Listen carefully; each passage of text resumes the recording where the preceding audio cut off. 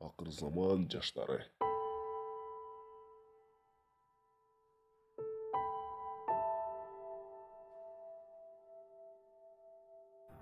Пайгамбарыбыз саллаллаху алейхи вассалам алтын кеселер менен Кавсар суусунун боюнда үммөтүмдү күтөм. Ал жакка келгенде Кавсар суусун сунам деген эле.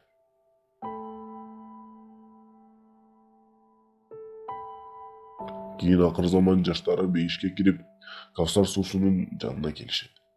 Пайгамбарыбыз аларды көрүп, колундагы кесесин жерге коет.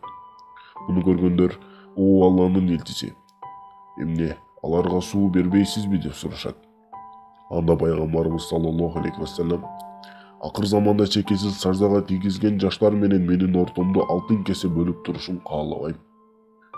Аларга өз колум менен суу ичиргим келет" дейт экен.